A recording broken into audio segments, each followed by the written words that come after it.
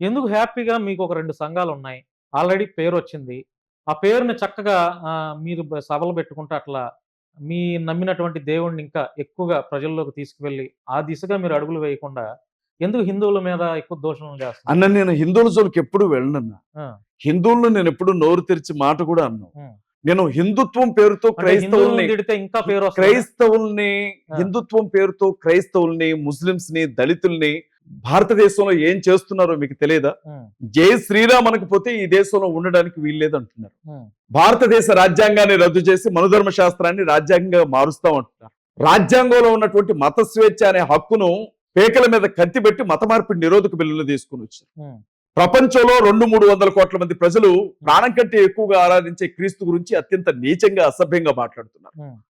పరిశుద్ధ గ్రంథంగా పిలువబడే దైవ గ్రంథాన్ని కాళ్ళ కిందేసి తొక్కుతున్నారు, మురిక్కాలలో పడేస్తున్నారు, నిప్పు పెట్టి తగలబెడుతున్నారు. చెప్పులు వేసుకుని కనీసం లోపలికి రావాలంటే భయపడే దేవాలయాల మీద, చర్చిల మీద పెట్రోల్ పోసి తగలబెడుతున్నారు. హ్మ్. క్రైస్తవ ఆడబిడ్డల్ని నడి రోడ్డు మీద నగ్నంగా ఊరేగిస్తున్నారు. హ్మ్. క్రైస్తవ ఆడబిడ్డల్ని మానభంగాలు చేస్తున్నారు. క్రైస్తవ ఆడబిడ్డల్ని నిర్దాక్షిణ్యంగా ఇలా చంపుతున్నారు. జరుగుతున్న వాటికి ఆద్యం పోసింది క్రిస్టియానిటీలో ఉన్నటువంటి మీలాంటి పాస్టర్లే.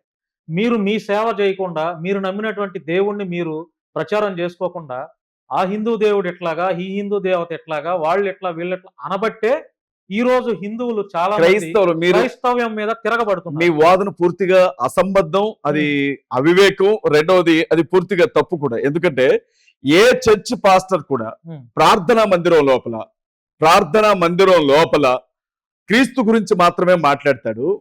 బైబిల్ గ్రంథంలో ఉన్నటువంటి వాక్యం గురించి మాత్రమే ప్రకటిస్తాడు. మంచి చెబుతాడు, మంచి గురించి బోధిస్తాడు.